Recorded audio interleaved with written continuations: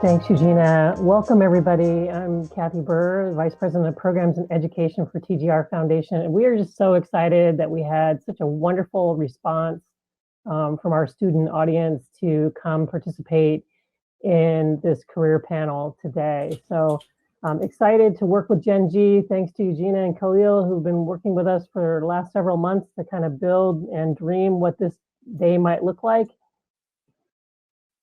I'm going to turn it on over and welcome you all on behalf of TGR Foundation. Thanks so much.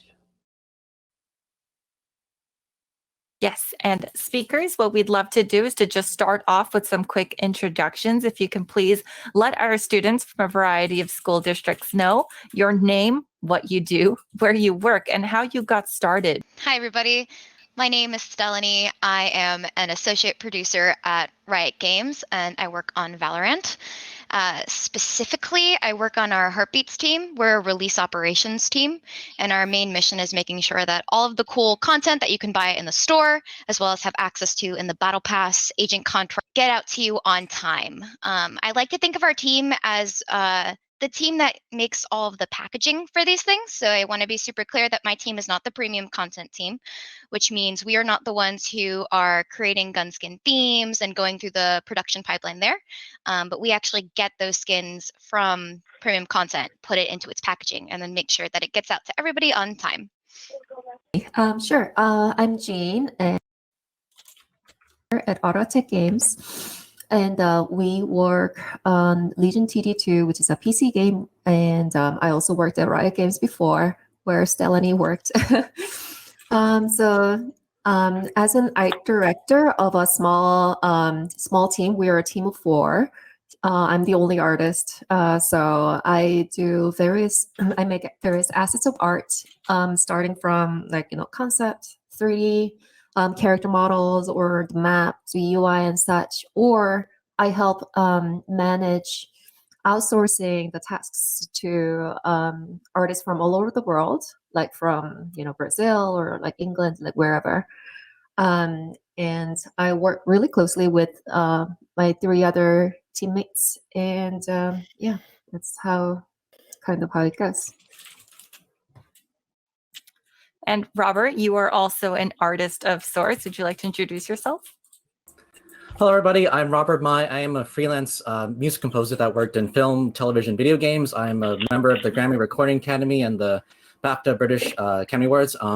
I have mostly worked more in film, but also in a capacity in games. With my last project was with Ubisoft on a spin-off project, and I've done independent game projects with developers who spun off after working from companies like Naughty Dog, Blizzard, Santa Monica, and I've mostly done stuff in the indie route, and like I've done films for like Netflix and Showtime. So yeah, music, composing, music recording, working with directors, kind of like creating original music for like cinematics, games, creating interactive music, and yeah, cinematic music. Perfect. And Julian, would you like to hand it off? My name is Julian Gary. I am the president and founder of a company called Autotech Games. It was the same company that Jean works for.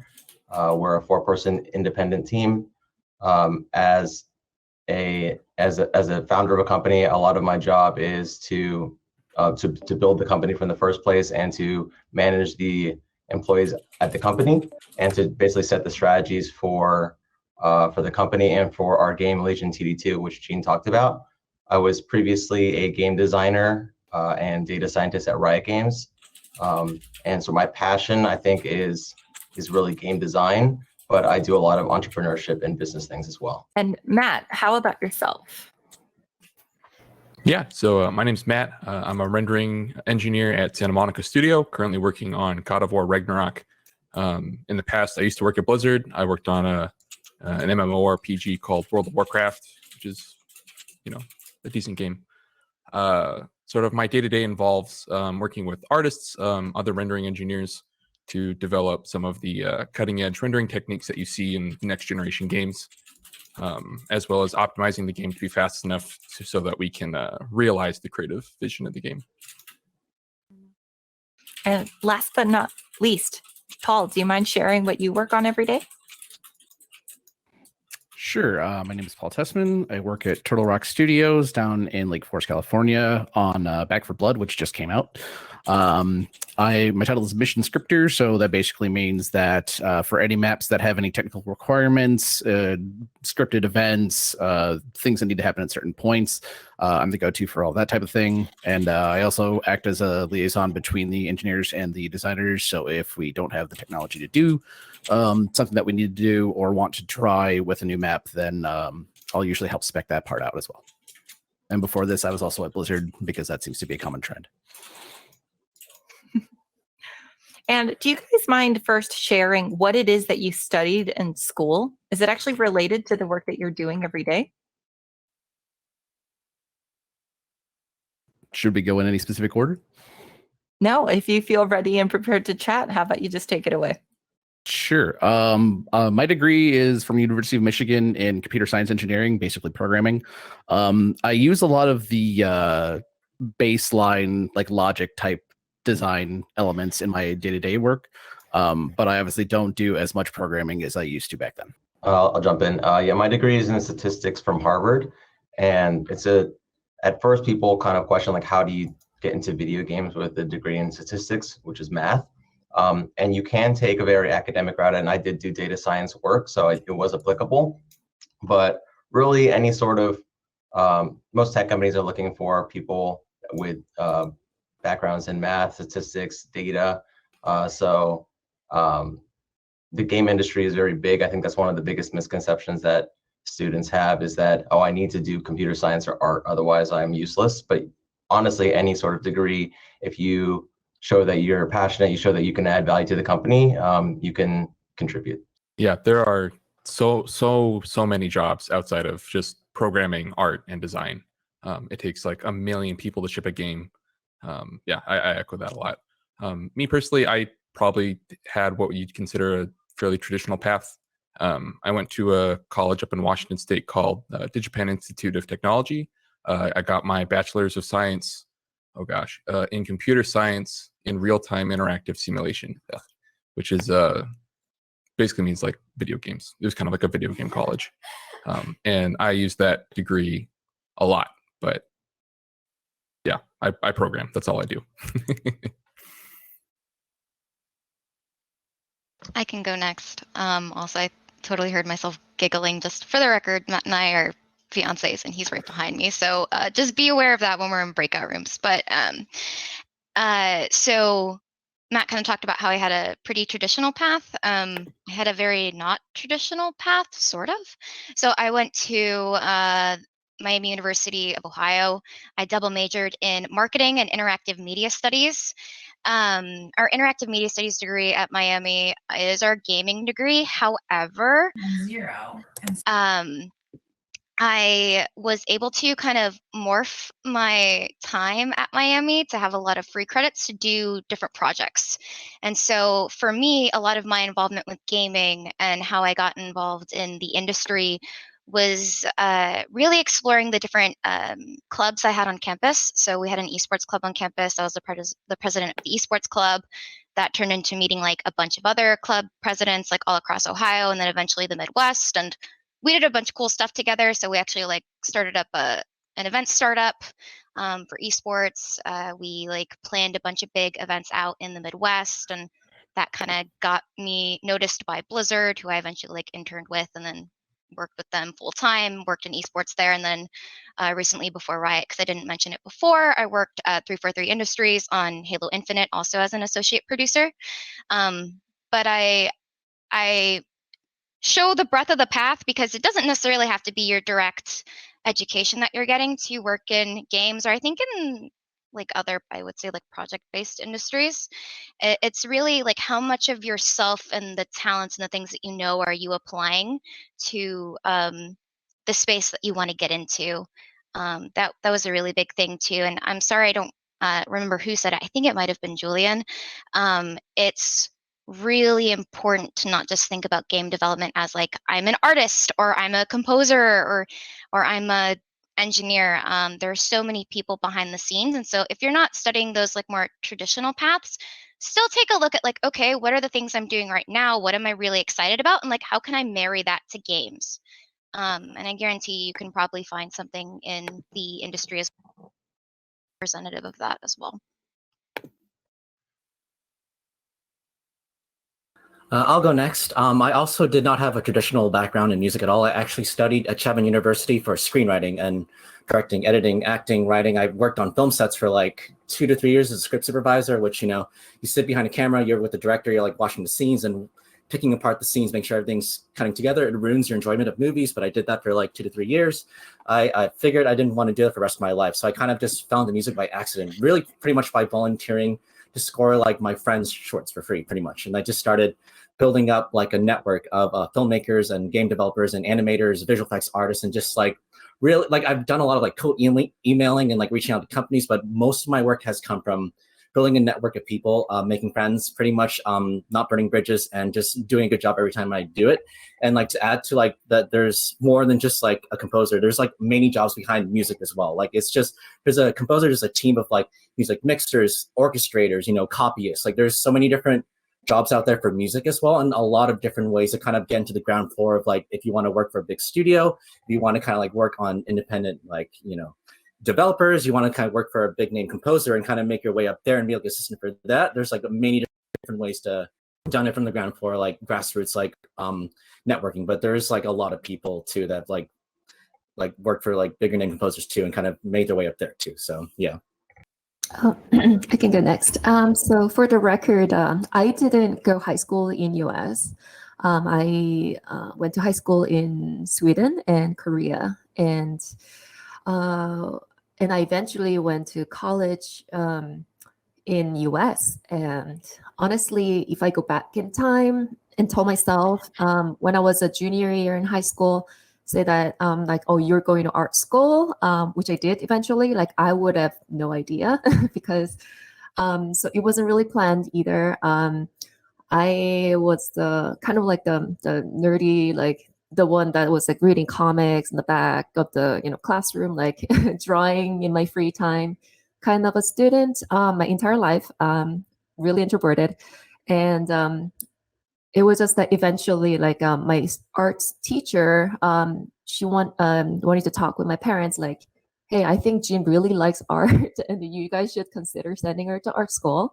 And then, to my mom's great sadness, they decide to just support me through going to art school, which I do think that it was a gamble because they didn't see coming from anywhere, except for the fact that I spent all my free time, you know, drawing, you know, posting stuff on the internet, talking with the people who loves art. And then that's how I ended up in Rhode Island School of Design. And it took and then in that school, you don't choose your major right away. You get to spend the first year in college. Everyone takes the same courses, like a really varied, like in everything, like drawing, like 2D design, 3D design, just to see like what you're interested in and what you're good at. So after that, honestly, I had like 4 or 5 majors that I wanted to pick from because it was all really exciting. I eventually went into illustration, which directly helps with what I'm doing right now. And then when I was picking the major out of like 5 different options for me personally, I think it really helped to think about what do I really enjoy doing on my free time. Like you could be good at many multiple things, and but then in the end, it's about what you love doing in your free time. You don't mind working late to just make something that it's going to be something that makes you shine. So even though my school is very traditional, and I always worked on like oil painting or like gouache, like, you know, acrylic painting, and then we never learned any computer related stuff.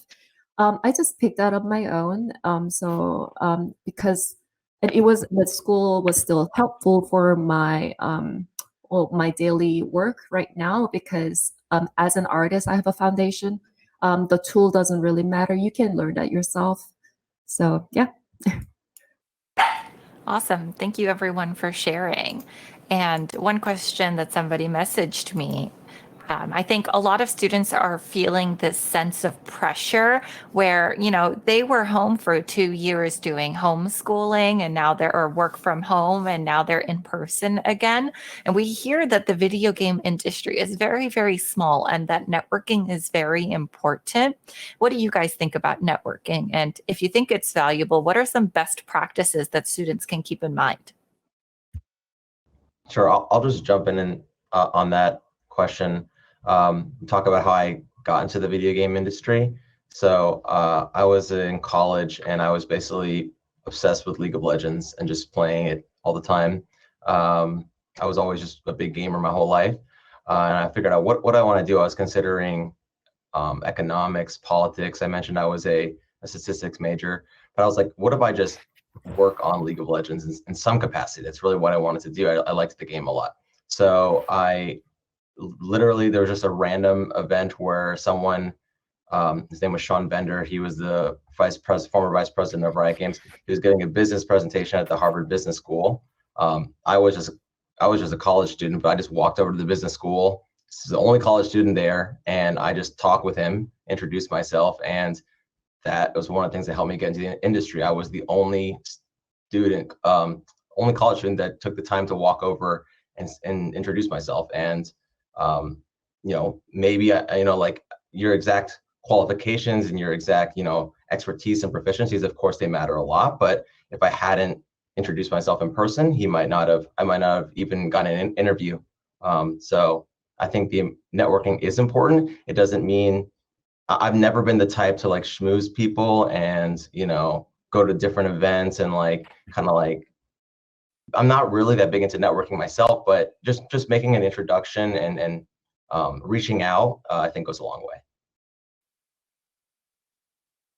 If I could go to, I'm like trying to think of the two different aspects to your question, Eugenia, which is the like in person, which like going to events 100%, like much easier to network in person, and then like how would you even do that online? So back in college, I mentioned there was a lot of different things that I did in the Midwest for esports. I was really deep rooted in collegiate esports, and at Miami at the time we didn't have a like varsity esports program or anything like that. We had a beautiful, thriving community, which eventually turned into a more structured, like kind of three-pronged thing, which was our community, which was our club, varsity. So we had like teams and scholarships. And then the third pillar of that is education. And so when my department, we were looking at like who can help us understand what's actually needed for that varsity pillar, like what does it actually mean to take care of teams, etc. And also a huge League of Legends fan at the well, still now, I'm not going to say at the time, but definitely at the time. And I would like kind of look out on Twitter, like who do I feel like potentially could answer this question for me? And I absolutely like got on Twitter and DM'd Snoopy, who I'd never met in my life. But I knew he was smart and I knew he knew a lot about esports. I was like, hey, so I'm a college student and we're trying to do this thing and you're smart. Can you help? And he responded, which I remember like screaming to my friends, like, oh my gosh, Snoopy responded to my lowly DM. But yeah, he responded and we had a conversation. We actually flew him out to Ohio, where myself and some of the other students who are involved in raising the program, as well as our department head, just talked about like, hey, like what are some of the questions we need to ask ourselves to set up our students who want to work in varsity and maybe go pro, right? Like the path to pro sort of thing. What are some of the questions we need to ask ourselves and the things we need to consider to be able to do that? And we had a really good conversation with Snoopy, and now I know Snoopy, and like we could totally talk if we wanted to, And so it's kind of just like if you're thinking about those things, it doesn't have to be like as wide scale, of course, as like a department thing, but if you're trying to build something or if you're trying to learn something, whether you're going to an event, or you're online and you see somebody who like, hey, I think that person has knowledge that I'm interested in, shoot your shot. Like, yeah, sometimes people are going to tell you no. That's just like life. But like, if you didn't ask in the first place, you never would have given yourself the chance. So just always ask. If there's people that you're inspired by, it totally is possible that they also want to help out and like give back and watch people grow. So definitely just give it a chance, whether you're online or in person. I guess I can add just a little on what Stelani said. Yeah, I do think it's much easier now with internet to reach out to just a random person like across the globe, just anywhere. And then I think that's great for you guys.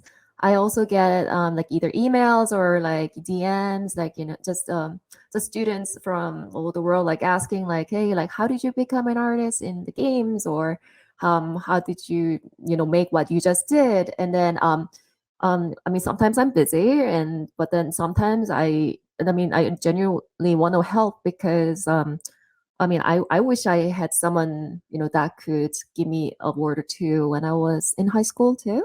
And then the people are, there are a lot of busy people out there, but also there's a lot of nice people. So I think, yeah, just what she said, just give it a shot. Like, I mean, what's to lose, just try it and then see if you can get any sort of advice, any words, just anything. Yeah, like I agree with both of them. The networking is super useful. Obviously, in person is better, but most people that I've met in the industry are super chill and like very open to answering at least surface level questions. You may not be able to ask for like super specific details about how things work under the hood, but like if somebody messaged me on LinkedIn and just asked like what technologies we use, or as somebody who doesn't really know what they want to do, like, but here's my background, what do you think would apply? I'm usually willing to answer those types of questions. Just you have to recognize that people are busy, they have lives and stuff like that, and so don't get too aggro about it if they don't respond. But most people are pretty cool about it. The university you attend majorly impact your journey into game development, and what are some other important factors we should watch out for? Excuse me. Yeah, I can comment on that, both as someone who did interviews at Riot Games when we were hiring people, and as the founder of my company right now who does hiring. The answer really depends. If we're hiring an artist, personally, I don't even care at all what school they went to. I just look at their portfolio. If I were hiring someone with sort of their skills aren't easily put on a page, like it is, let's say some sort of more business thing, or e-commerce, or data science, or things like that, or like maybe like a student that's more fresh out of college, then absolutely their university affects that. It's not going to be a blocker if you didn't go to a super top tier university. It's not going to be you automatically get in if you went to a top tier university. But yeah, it matters, but it just matters depending on your industry, I'd say. I think I can, since this is the question I get a lot as well, like, do you have to go to art school to become an artist? So I can say like no, I would say no in general.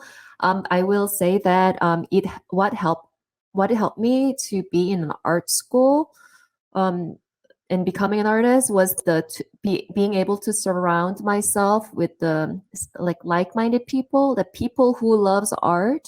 So as long as you can have the community around you, even if it's not physical, even if it's like an online community, that you're you can kind of bounce off your inspiration, or you get feedback. And then I personally don't think you should go to art school. Don't tell Risty that I said this, but so because I also did hiring. I was one of the hiring panels for illustration departments in League of Legends, where we made splash arts for characters and skins.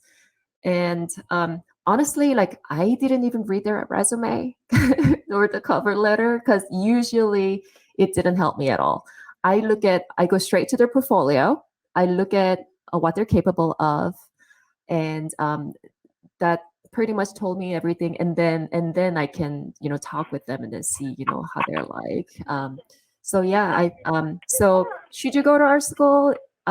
Yes and no.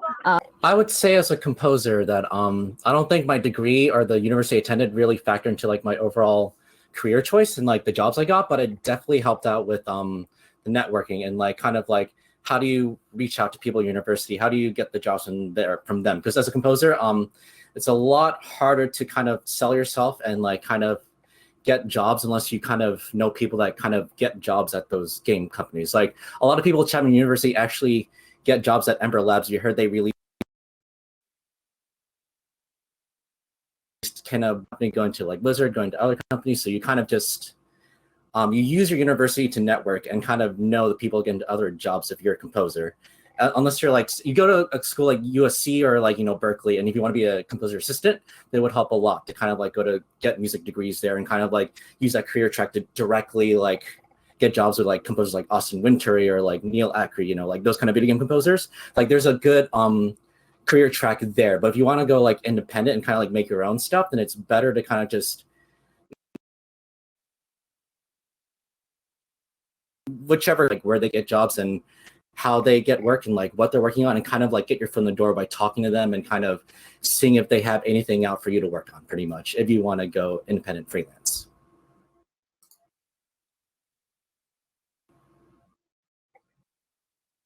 As somebody with a design background, my collegiate experience wasn't super impactful with getting the job I have.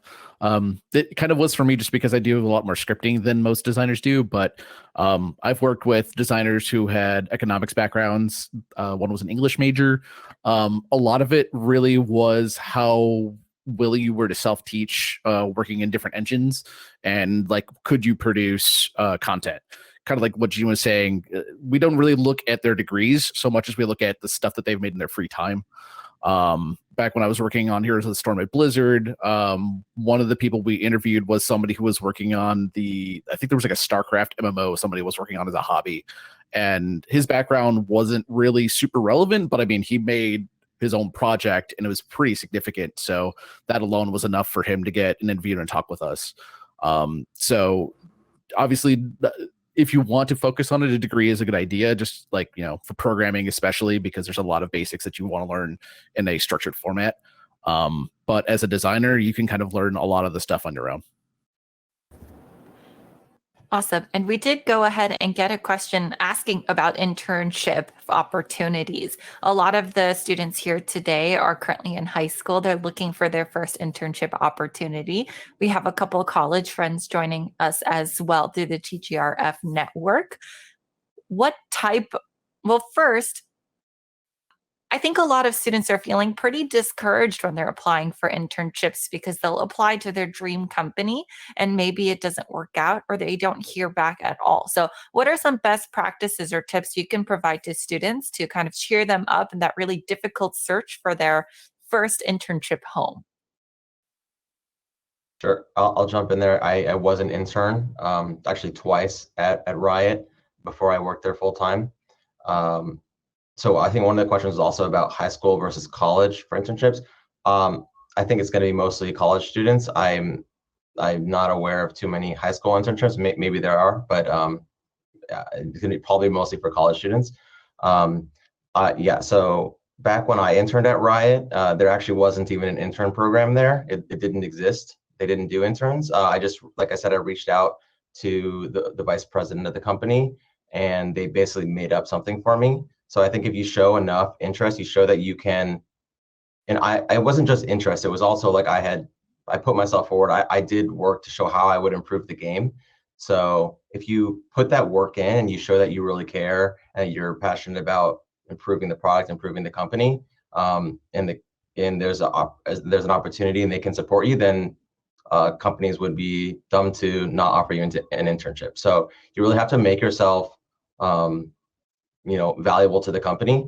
If you don't get an email back, if you don't get an interview, don't be too discouraged, because you're not always going to get the internship or job at your dream company right away.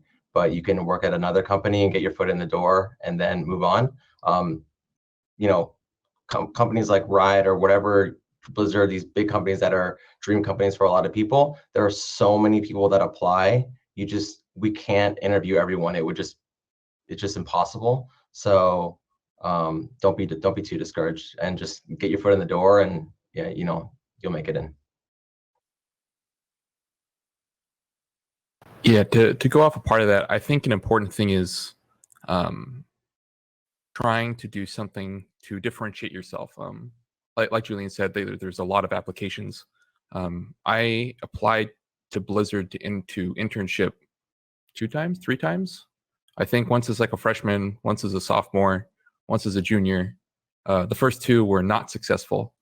But for my junior one, I actually did manage to land an internship. But yeah, there's a lot of people. I think the recruiters, when I talked to them, said that for that year they had received over like 100,000 applications for internships for the entire company. So it's a lot of people. And you know, especially when you're a student, it's really hard to put stuff on your resume, because it's like, well, I'm a student. I haven't really done much. I'm trying to get this internship so I have something to put on my resume.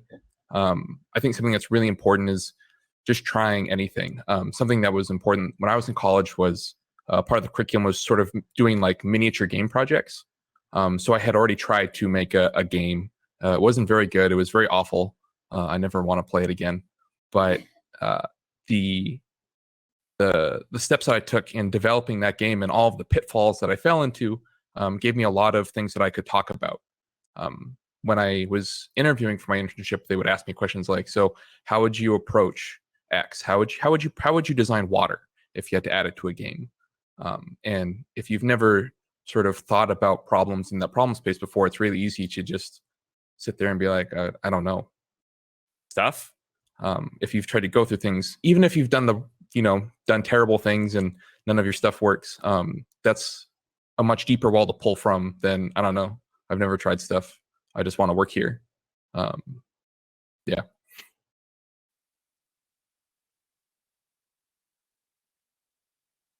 Just to I guess go off on like, just do something you're passionate about in your free time. So if I just followed what and only focused on what my school told me to do, I probably won't be here as a game dev right now. Because like I said, it was a very traditional school, and all the they didn't teach me anything that involves computers. I was there with an easel, I was with their paintbrush, like but how do you end up making all these 3D models and computers, so I was always into drawing since I think it was like first grade or something, and then I got into computer graphics, I think like 2001. It was like some free program that you paint. And then I used to paint with my mouse, on like a just MS Paint and all that. So that's how I got to learn that, you can draw stuff on this monitor using a mouse. And then I got into 3D softwares, I think like, I don't know, like maybe early 2000s as well. So I just approached it with like all these free programs. I realized I really enjoy doing this. So I kept doing that on my free time. I never learned anything from like a school or a class or anything. I just, there's just so much stuff on the internet, like now, even back then, like, I was looking for like, tutorials myself, and then excuse me. And then now it's even easier. And but if I didn't spend my free time not just playing games, but actually like learning all these skills that I didn't know that I was preparing for, then I wouldn't have stood out. Like I would have never gotten any or internship or like jobs, because like I said, like there's tons of people that loves and enjoys games. How are you gonna stand out? Like, what makes you special? Like what makes them want to talk to you more than all these other people applying for internship? Just think about what you enjoy and you can spend a lot of time into in your free time. I think it's important to note too that failure is just a part of the process. And I don't necessarily mean like getting rejected from jobs or whatever. Like that will happen. That's just life. But like when you're learning these different skills, when you're working with like a myriad of different people, like you're going to mess up. Something might fail. You might draw a hand like 10,000 times and it might look really, really weird because the thumb is too big or something. That's okay, because on that 1,000th and one time, you're going to get it and you're going to feel so good because you're going to see the progress that you made along the way. Chat's funny. It's a really hard lesson to learn, especially in a passionate and creative industry like games, where you have people that you look up to and you think they're like super cool and you love the quality of their work. And so you're constantly like comparing yourself to them. But it's really important to remember that they also started once for the very first time, also drawing that really crappy hand. So, measure yourself only against your past self. See what that progress looks like and celebrate your wins along the way. Because it'll feel bad sometimes, but I think you'll be surprised at the progress that you make, as long as you're actually putting in the effort to learn the thing that you want to do. Just to add one more thing about anything that involves creativity. So I felt this when I was a student. Entire time in my high school and college, even college after I got into the art school, is that I thought I wasn't good enough to become a professional and get paid to make art. And that feeling is actually normal. And I mean, and then that's okay to have that feeling, because there's always gonna be someone better than you. Like there's like a teenager who's better than me, like across the globe. Like there's like just thousands and tens of thousands, many thousands of people who's better than me. But that's fine. That's never gonna change. Even if you were like 80-year-old, you're like the so-called master of, I don't know, drawing hands. There's someone who's gonna be better than you, and then that's okay. Like, and then the industry probably still need your talents. Just think about what you can offer to the industry and the world. Like, it's like, oh yeah, I'm terrible at drawing hands, but like the way I draw hair is like something that's, it might be something that someone really wants, and then it doesn't only apply to art. There's always going to be someone in front of you who seems just vastly better, but that's okay, and that's just how we live. Don't get discouraged. Yes, someone who've never had a music degree and pretty much self-taught myself to write music pretty much from day one. Like I played violin and I played some orchestras, but never took like any like specific classes, and like I had to struggle with that. Imposter syndrome. It always feels like it's something by accident or something. Like I like feel like, why do I deserve to get this? Like when there's like so many more amazingly talented composers out there that would do better at the job. But like it's because like they're hiring me not just for the talent, but also for like who I am as a person, how I collaborate, how I talk with them, like my attitude, like how I respond emotionally. Like they're not hiring you just for the talent part, but also the you part. So as an artist, you need to kind of like reach into like, why are you unique as an artist? Like why did they hire you besides just how you draw? Like is there something in your life experience like that you specialize in, like Bear McCreary, like the hurdy-gurdy, or like is there like some instrument out there that only you can play? Is there like a types of genres you can combine that no one else does? Like there's so much room for different types of music out there and different genres, and like it's great to kind of veer off the Hans Zimmer path of like, cinematic music and do something different and dare to be creative and be crazy, because someone out there will always need something different. And I think, and there's always so much more room for like talent that's off the beaten path, and like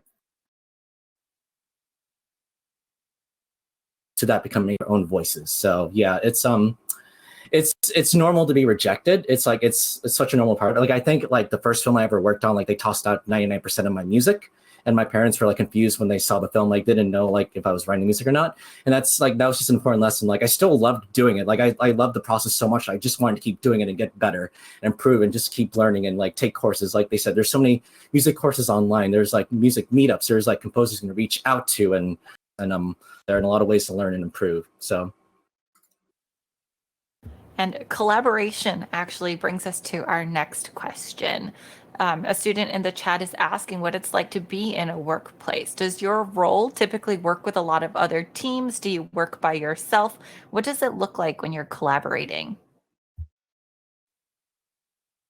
Sure. Yeah, I'll jump in on there. I can talk quickly about my experience as at my company right now, which is only 4 people, and then also back at Riot when we were a much larger company. Right now, our roles are very independent. We obviously collaborate. A lot of it's asynchronous because we all work from home. We talk on Slack. We're actually in different time zones. I'm in Korea. Jean is in Korea. Our other engineer is in Germany, and our other engineer is in the US. So we're all over. We're in different time zones. We collaborate asynchronously, typing questions to each other. It's actually very efficient. We don't have to all be in big meetings all the time, which can be very inefficient. But sometimes, it's important to get that sort of real time. So we do calls to collaborate. When I was at Riot and doing a lot of game design, game balance things, yeah. So sometimes I think designers could take it to the extreme where they do too much collaboration, where they're sitting in a room with a bunch of people talking with each other. There's a board and there's kind of like shooting ideas. It can be very fun and very helpful to some extent, but it really depends on your role. It depends on the problem that you're trying to solve. Yeah, that's my answer. As a producer, I'm like constantly talking to people. It's such a huge part of my job. Trying to think of the exact question that Eugenia asked. If maybe you could just rephrase it, Eugenia, or restate it, please. Does your role require you to collaborate with a lot of other teams, or are you pretty siloed in your own lane? Got it. Yeah, a lot of production is stakeholder management.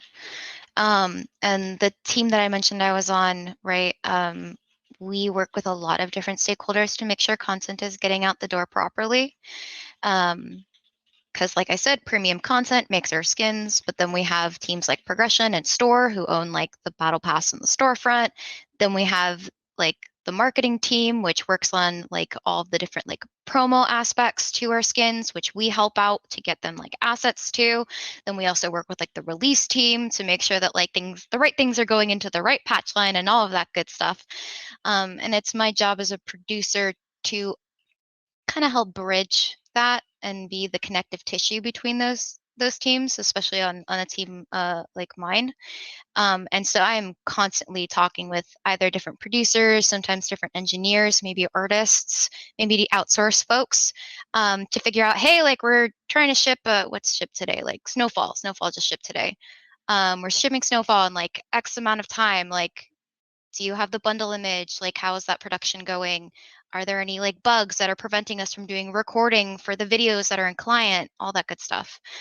So a lot of the time I'm thinking about what does it mean to really ship this skin at quality in the capacity that my team is responsible for, and what do I need from my different stakeholders and partner teams to make sure that all of those things happen. And then a lot of my job is following up with them to do that, while also following up with my own team to make sure that we are being held accountable for our own specific tasks and not just like what we need from our partners. Lots of talking.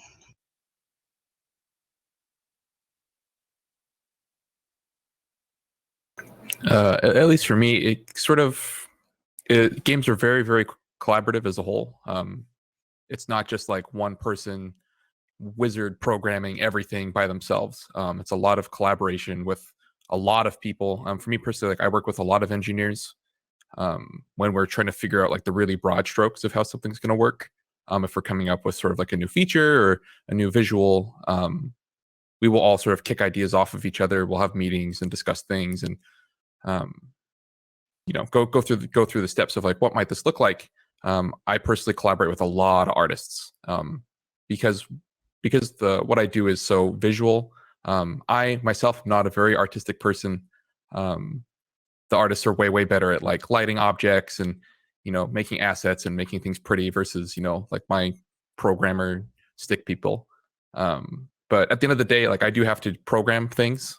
So once all said and done, and we're really just down to executing on things. A lot of it is just, by myself programming. I'll ask, other programmers for tips or ask them questions for suggestions and stuff. So it comes and goes. There's a lot of collaboration, and there's also a lot of, solo execution. Yeah, similar to Matt, my experience depends pretty drastically depending on what we're actually doing. When I was on Heroes of the Storm doing stuff for the different characters, I worked closely with artists to make sure that the animations were lining up and they weren't popping in between different keyframes. When I started doing map scripting, I was working more with the engineers to get features that we needed, as well as making sure that stuff was actually running efficiently. Sometimes when I was hooking up audio assets, I was working with the sound designers to make sure that things were playing at the right volumes, or not, playing for the right people. If you hear a sound that might be, or like a HUD sound, you don't want to hear it on every character. You want to hear it on the person that it was meant for. So it really depends on what hat you're wearing at any given time, in my experience. But obviously, the more you're able to work with people from different specializations, I can't think of the word I want to say, but different professions, the easier time you're going to have. Yeah, I think interactive music is by its